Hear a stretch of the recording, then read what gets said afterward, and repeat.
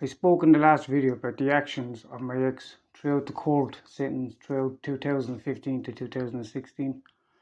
I wanted to speak about another issue I had forgotten to bring up.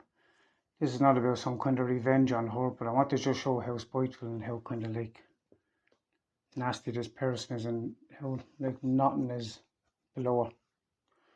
I spoke about my last video, which was lengthy, how she would not let me see the kids unless my sister was present, basically. So obviously I said no. This is all in the last video, but eventually I agreed because she got the kids to ring me. And as I was going around Tranmore, obviously with my sister in tow, she was after telling people in Tranmore that my sister was a social worker and that I had to be supervised, basically. And one day then I went to the supermarket there and my sister waited in the car.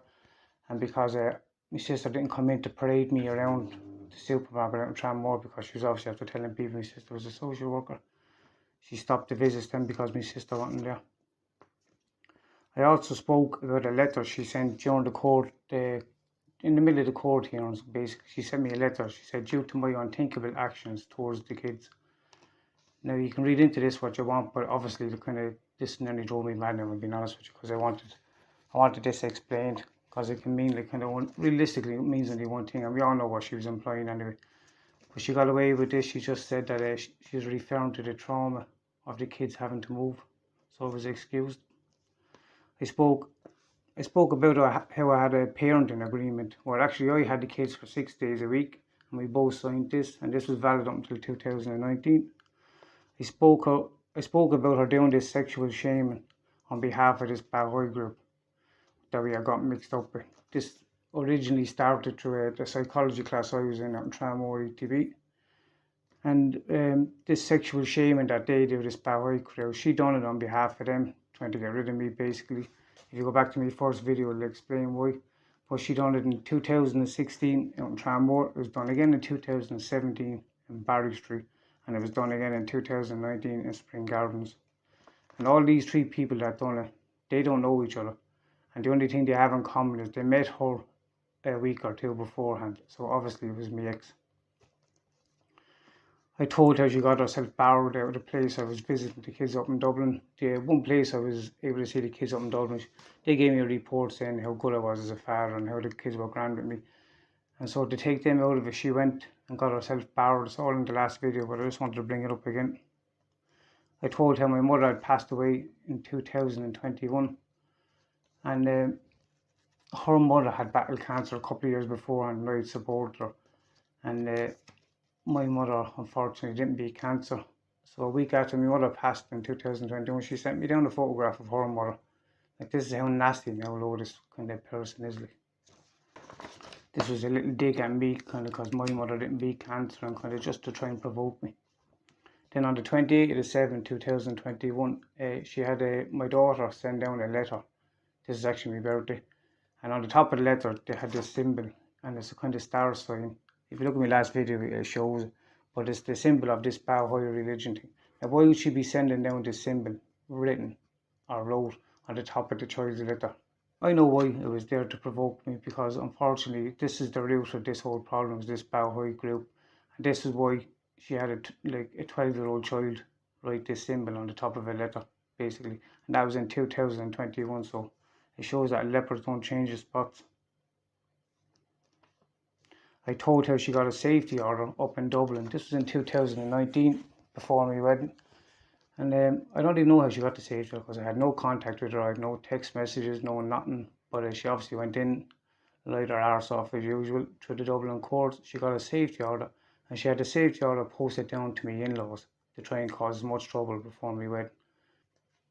I spoke about how she dropped the kids down 6 days before I was due to be married in 2019 in October for a sleepover. She dropped them down on a Friday. I was getting the kids their dresses on the Saturday, dropped them back on the Sunday, and on the Monday then she said that the kids are not going to the wedding. I was due to be married on the Thursday, so she put the kids out of the wedding 3 days before the wedding, and she said they can only go on the condition that she can go. So obviously I said no.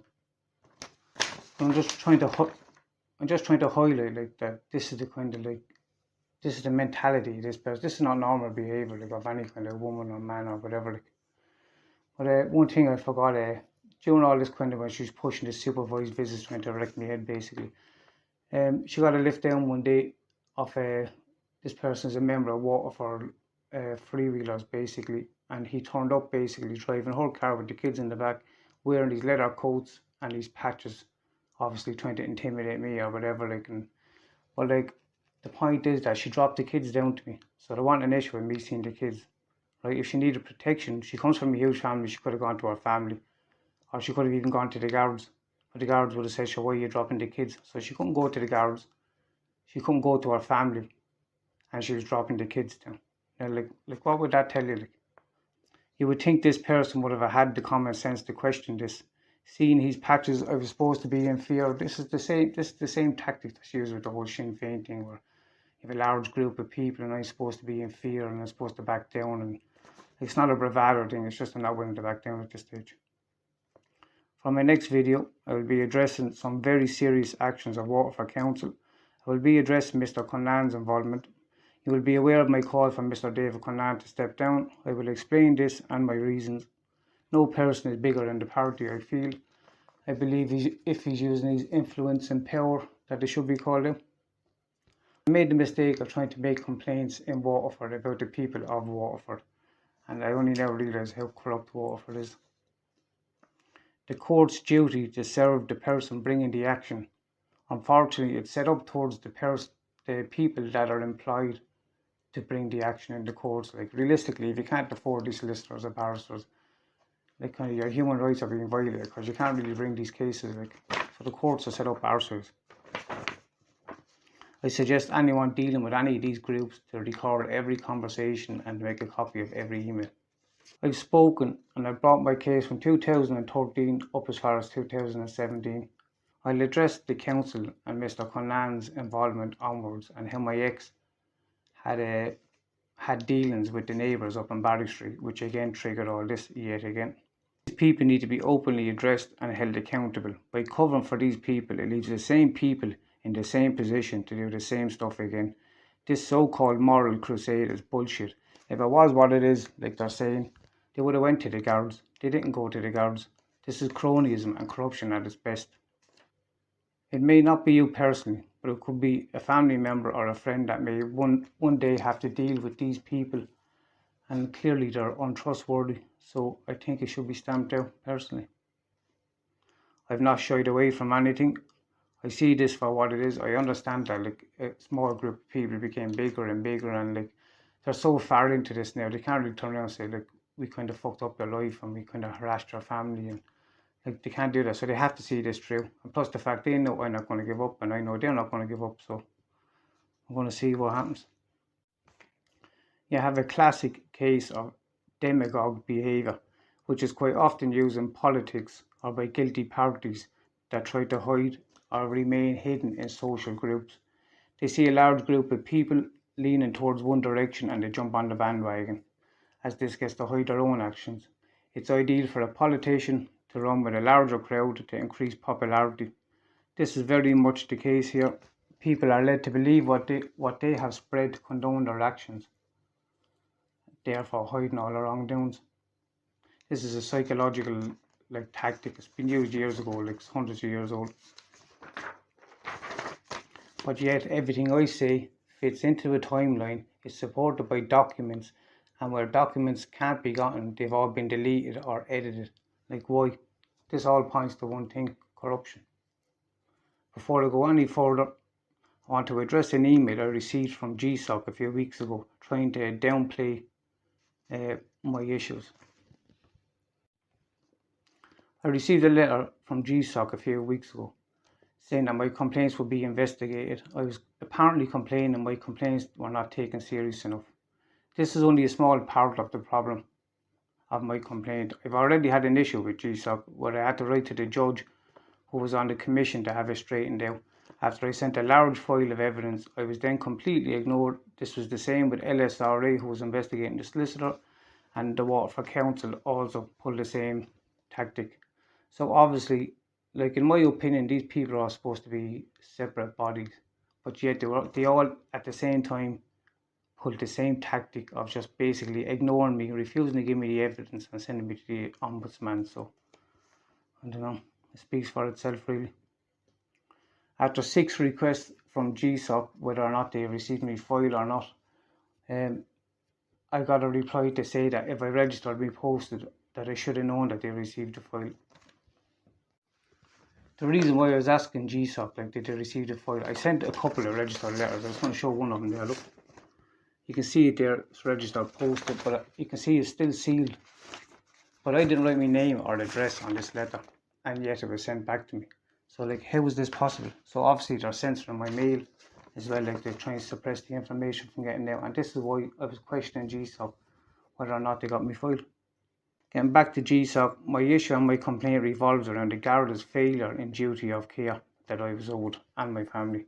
The swapping of a summons with a local criminal who had assaulted me shortly before the swapping of this summons. I only reported this assault a couple of weeks after it happened in July, so I only couldn't start reporting this assault in August. So, like, how did this detective know who to go and retrieve this summons from? Like, the summons was opened. I'll get to all that actually later. But how did that detective know who to go to? Do you know what I mean? So obviously he did know about the assault. He did know because I was after telling him in August. But this breached my GDPR rights, which apparently is a major issue. I only know this now. And so obviously the Waterford Gardaí don't want this being looked into. We all know this criminal is passing information to the Garda.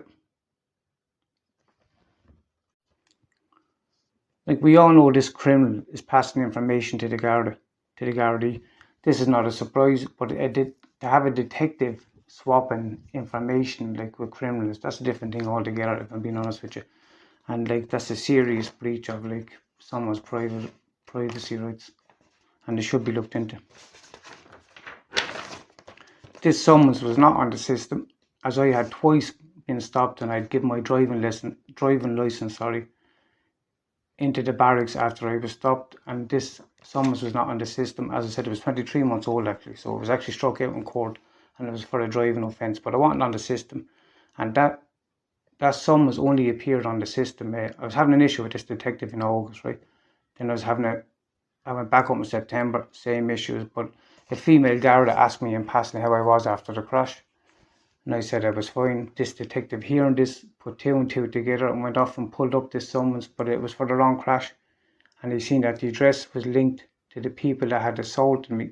So in an effort to try and kind of more or less threaten me, because this was like literally a couple of days after I'd been assaulted by this crowd, he went off and he pulled this out of date summons that was opened. This is the whole idea of the thing being opened and like staying to let me know that they were in contact with each other.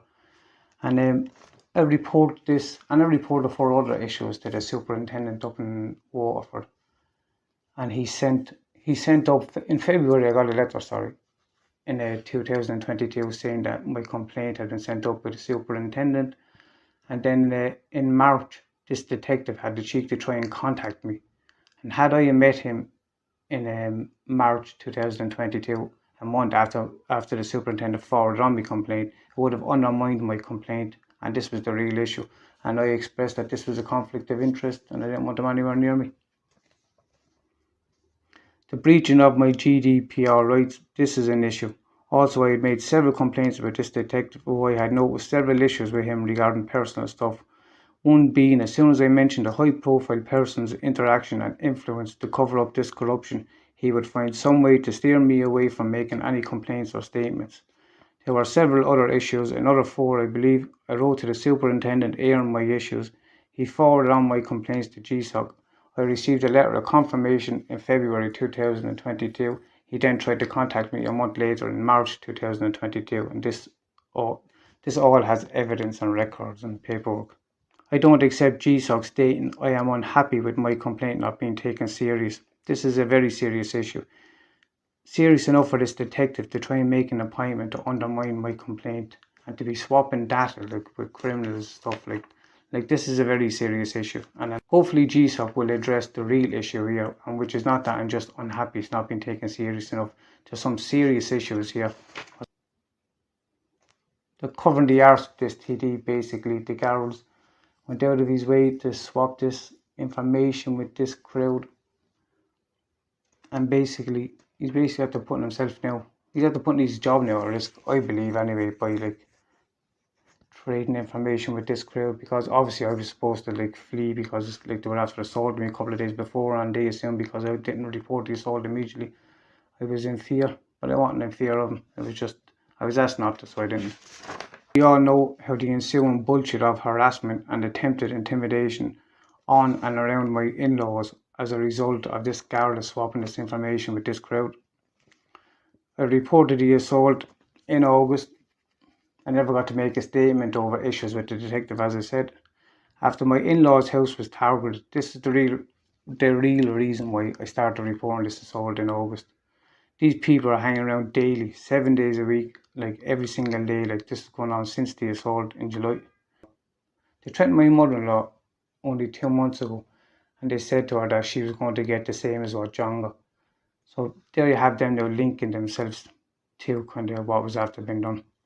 These people park on a daily basis outside our house, and when you're reported to the guards, I'm told that they're allowed to park anywhere they want.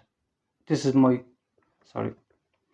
argument exactly. They can park anywhere they want, but they choose to park outside the house of someone they've been intimidating and someone that made a statement about them. And this is all done under the nose of Waterford Gardaí, who are like obviously aware of what's going on. So why are Waterford Gardaí like protecting this crowd? Why are they really protecting? I brought up how this crowd were investigated by CAB on several occasions and still received funding from Waterford Council, and not only that, now apparently they've been offered jobs if they can get rid of me. I was told personally a long time ago that how they do this, that they play the ethnic minority card if they refuse the funding from the council and stuff. Like I was told personally by one of them, basically how this was done, so I know what I'm on about. But where are the TDs to question this? I wanted to bring this up now as I don't accept GSOC trying to play down my complaint. This is the issue. It's founded, it has evidence, and the duty of care I was owed was breached and has ramifications that are immense. Even now, Friday the 12th August 2022, these people still park around my in-laws. I've shown dozens and dozens of photographs to the guards. I've sent dozens of complaints. The assaults, the intimidation, the harassment, the threatening of my mother-in-law, like all of this document, everyone knows like what's going on, if I'm being honest with you. And the guards are well aware of what's going on, and they're letting them do this because they need something covered up themselves. I explained prior, the Gardaí are in a catch-22 with these people after the detective approaching, that if they push them hard enough, they can potentially turn around and say, sure, like it was you that put us up to us, or like they name a high-profile person who really is behind it. So like this is the real issue. So I always said, if you go back through the videos, that these people will get away with this, that they'll have their actions covered up. And what's after happening there, I got a phone call there. Oh sorry, I made a phone call to a detective yesterday that was apparently investigating the assault. And so where am I going with this? No, a detective rang me last Friday. This is the 12th, so he rang me on the 5th last Friday, right? I had 2 missed calls at 9:30 in the night, right? I rang him back Saturday morning, there was no answer. I was told he wasn't in until Thursday, which was yesterday, right? So I rang him up yesterday. When he was back, and he informed me that he was waiting on like the DPP to get back to him. And as I was on the phone call to him, he opened an email, which just so happened to coincidentally be on his computer when I rang in that one time. I had issues with this detective. I was at the writing to the superintendent because he wasn't getting back to me. I was 2 months waiting for a reply from him. And what I'm going to do is I'm going to transcribe the phone call I had with him. It's 20 minutes long because I can't play the actual phone call because of GDPR rights. And you can make your own mind up, and I'll highlight like the issues and the lies that this detective tried to pass off. So they said that all 9 cameras between the incident of the assault were all recorded over, and that I had waited until November to report this assault. Now, I reported this assault in August, September, October. Like everyone will be aware of the statements I was putting up in the videos. So I was reporting this, and the guards, for whatever reason, dragged their heels because they didn't want to look into this because they were frightened what he was going to turn around and really say, and that's potentially what the issue is. As I said, I'll do the transcribe of the phone call and I'll just put it up as what I'll do because I can't put up the actual phone call, and you can decide yourself on the phone call like whether or not like situations have been influenced. And this is what this is a case. It's a case of someone got involved with something and now they can't get out of it. So they're trying to influence every situation to keep it all suppressed and covered up. I'll explain the assault, as there were actually a number of assaults. I didn't report really any. I only actually ever reported the one assault, and that was in August when they started like in the tower of my mother-in-law's. There's actually 4 assaults. One of them was by a guard, and I never reported any of them. But I only reported the one like from July and August because, as I said, they were harassing me in-laws. I'll continue my next video and it'll start from 2017 and I'll explain what Waterford Council are trying to hide and what David Conan and why my issue about David Conan is the way it is. And it's not with like Sinn Féin, it's him trying to hide behind Sinn Féin as a party. And to be honest, I think Sinn Féin should have stepped up and reprimanded him from his stupid comments in 2020 with his up there. Personally, I think it was disrespectful. They spent years of trying to distance themselves from that. And he gets voted in, but he had to try and turn it into something about himself with his up the comments. Totally disrespectful. And by what I've just said, you can see that I'm not willing to just back down just yet. So, thanks for listening.